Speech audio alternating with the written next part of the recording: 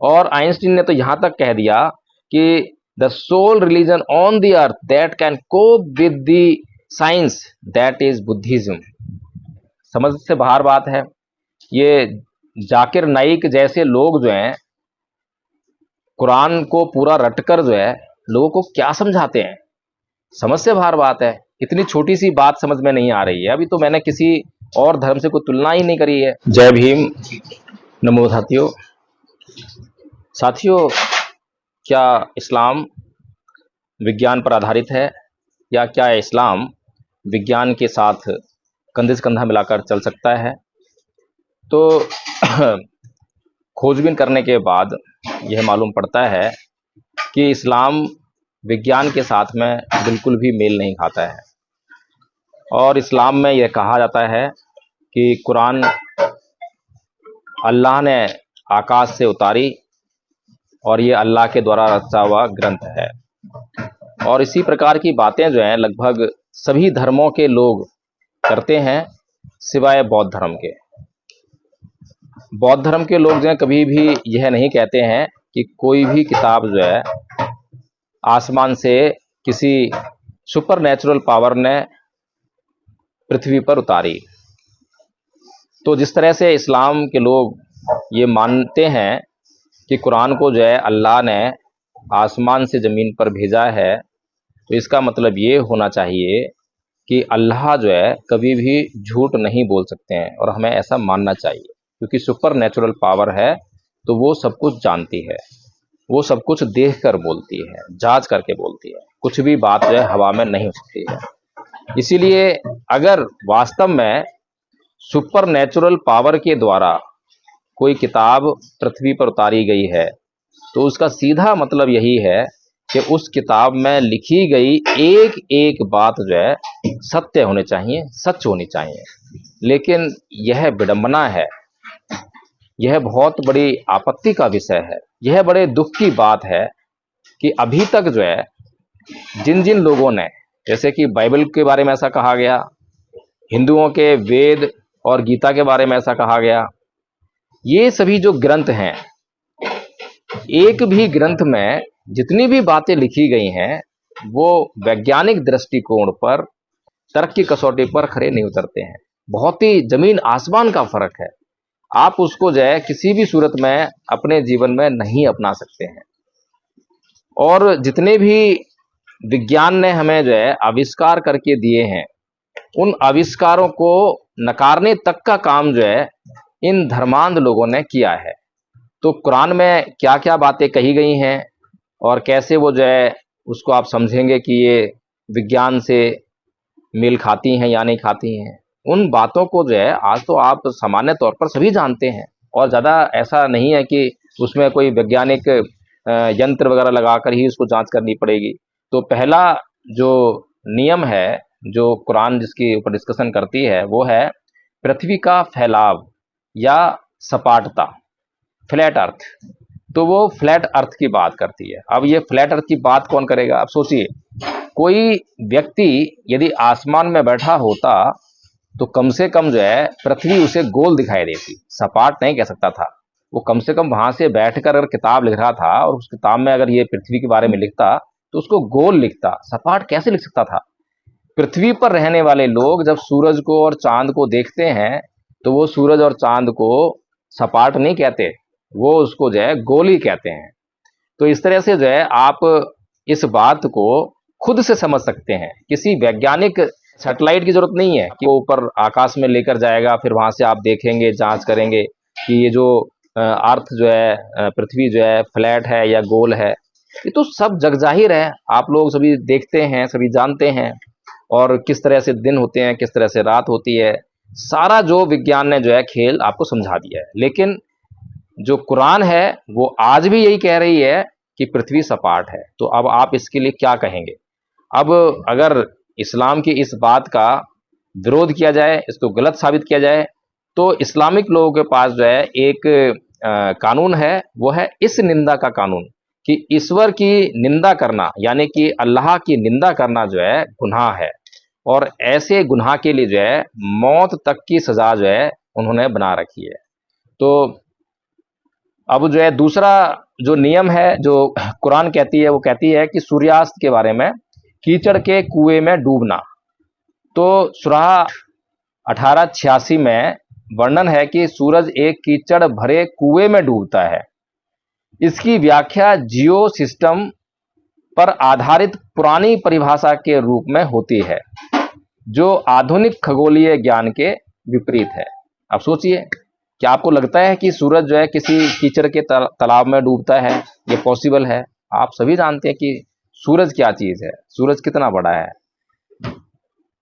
फिर तीसरी बात, पर्वत पिंक पैग्स के रूप में कुछ आयतें जैसे सूरह 78, 6, 7 और 16, 1, 5 पर्वतों को पकड़ी स्टेक्स पैग के रूप में वर्णित करती है, जो कि पृथ्वी को स्थिर करती है। यह प्लेट टेक्टोनिक्स और भूविज्ञान के सिद्धांतों से मेल नहीं खाती है। फिर चौथे समस्या जो है वो है भ्रूण विज्ञान की। ये सूरह 23, 12 और 14 में भ्रूण विकास को लहू के जमे हुए थक्के से शुरू बताया गया है। ये जो है कुरान कह रही है। वैज्ञानिक दृष्टिकोण से मानव भ्रूण विकास अंडाणु और शुक्राणु के मिलन से शुरू होता है, ना कि थक्का जैसी संरचना से। अब सामान्य तौर पर, सामान्य ज्ञान से इस बात की हम जांच नहीं कर सकते, लेकिन एक बात से हम व्यवहारिक जांच कर सकते हैं, क्योंकि ये वैज्ञानिक कह रहे हैं। अब जो विज्ञान कह रहा है, अब सोचने वाली बात यह है कि आप कुरान जो कह रही है उस पर अमल करते हैं अपने जीवन में, चाहे आप मुसलमान हैं, चाहे हिंदू हैं, चाहे सिख हैं, ईसाई हैं, कोई भी धर्म को मानने वाले हो, तो क्या आप जो है कुरान में जो लिखा है उस पर अमल करते हैं, या विज्ञान जो कह रहा है उस पर अमल करते हैं? जाहिर सी बात है, आप जो है विज्ञान की बात पर भरोसा करते हैं। यानी कि आप खुद, मुस्लिम लोग खुद जो है विज्ञान की बात पर भरोसा करते हैं और इस्लाम की बातों से, कुरान की बातों से इनकार करते हैं। क्यों करते हैं? क्योंकि ये सभी लोग जो हैं जब बीमार पड़ते हैं तो हॉस्पिटल भागते हैं, और हॉस्पिटल में जो वैज्ञानिक हैं, जो डॉक्टर हैं, वो इसी आधार पर, जो उनकी बात है, अपनी बात के आधार पर आपका इलाज करते हैं। वो कुरान की लिखी गई बातों के आधार पर आपका इलाज नहीं करते हैं। और आप ये जानते हुए भी कि ये वैज्ञानिक जो है इस निंदा वाले हैं, ये इस्लाम को नकारने वाले हैं, कुरान को नकारने वाले हैं, फिर भी आप जो है हॉस्पिटल ही जाते हो, डॉक्टरों से ही इलाज कराते हो। और नीम हकीम का भी जमाना चला गया अब जो है। अब ऐसा नहीं है कि आप अब डॉक्टरों से इनकार करके और किसी नीम हकीम के पास चले जाओ, आप अपनी जो है जान को कभी भी जोखिम में नहीं डालते हो। फिर पांचवी जो प्रॉब्लम है वो है नक्षत्रों को शैतानों पर मिसाइल बताया गया है। सूरह 67, 5 और 37, 6, 10 में तारे सितारे शैतानों पर मार के लिए अस्त्र के रूप में बताए गए हैं। यह खगोलीय सत्य के विपरीत है, क्योंकि तारे प्लाज्मा के बड़े पत्थर नहीं होते हैं। तो आप सोच सकते हैं, जो साइंस पढ़ते हैं बच्चे और जो भी सामान्य नॉलेज रखते हैं वो तो सभी जान सकते हैं आराम से जो है।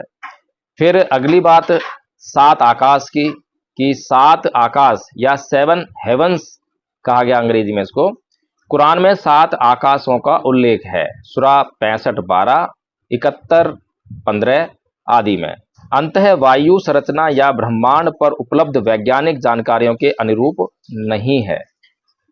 अब बताइए 7 आकाश कहाँ पर हैं? आप में से कौन लोग हैं जो इस बात पर यकीन करेंगे? और मैं पहले ही कह चुका हूं कि आप जो है खुद से जो है अपने जीवन में इस्लाम को नकार कर, आप कुरान को नकार कर, आप वैज्ञानिक बातों पर ही अमल करते हैं हर बात में। आप सुबह जब उठते हैं और रात को जब सोते हैं, इस दौरान जितना भी जीवन जीते हैं, सब में जो है आप जो है केवल और केवल विज्ञान पर ही विश्वास लाते हैं। इस्लाम पर या कुरान पर या ईसा मसीह पर या बाइबल पर, गीता पर, रामायण पर, पुराणों पर, वेदों पर कभी भी विश्वास नहीं करते हैं। आप विश्वास करते हैं केवल और केवल विज्ञान पर। फिर 7वीं बात, 7वां विवाद, सूर्य का ठहरने वाला मार्ग। कुरान सूरह 36, 38 और अन्य में कहा गया है कि सूर्य अपनी मंजिल की ओर चलता है।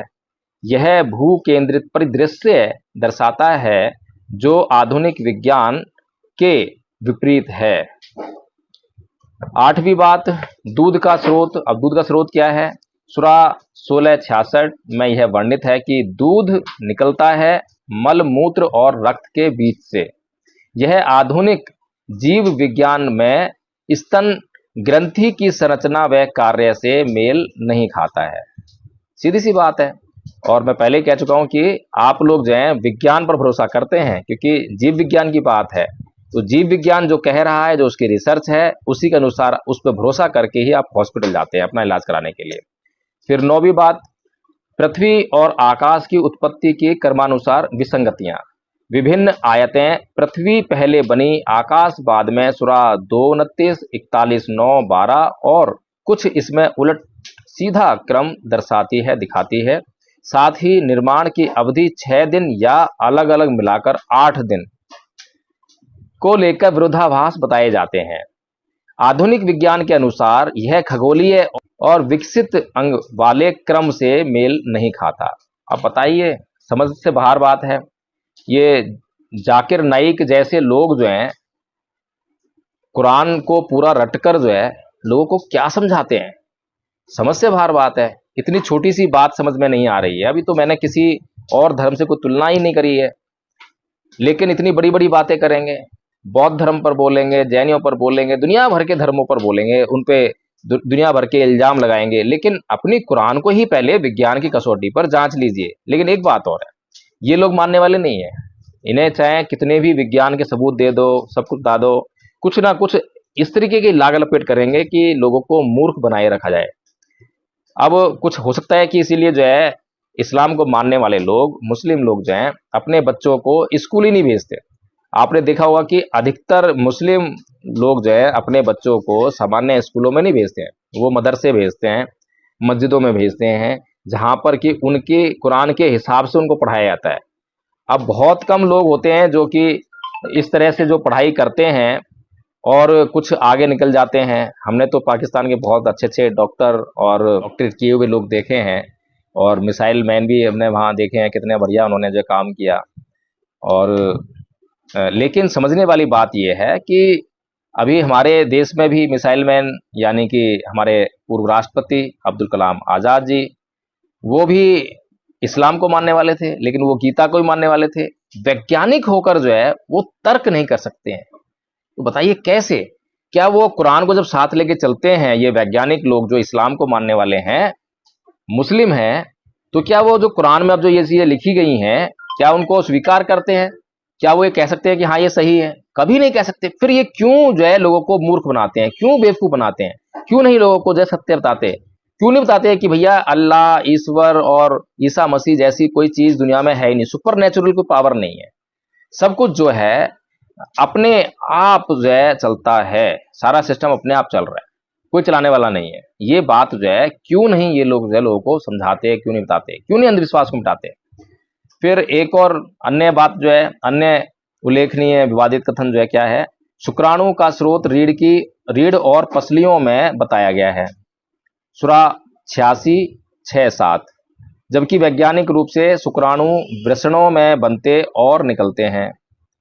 किसी आयत में 43, 12, 36, 36, 51, 49 वर्णित सभी चीजें जोड़ी जोड़ी में इन पेयर्स कहना भी कई जीवों, विशेषकर बैक्टीरिया या नर खुफिया जीवन के दृष्टिकोण से पूरी तरह सही नहीं है।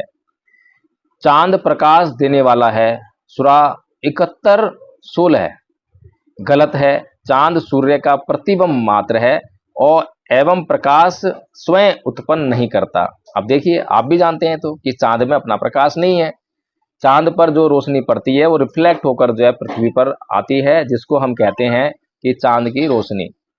तो इतनी सी बातें भी अगर पता नहीं है उस सुपर नेचुरल पावर को, या जिसे आप अल्लाह कह रहे हैं, ईश्वर कह रहे हैं, तो मुझे लगता है कि ये सारी बातें पृथ्वी पर ही बैठकर किसी व्यक्ति ने, हम लोग उसकी बात को माने, इसलिए कुछ इसमें इस तरह की बातें लिख दी गई हैं।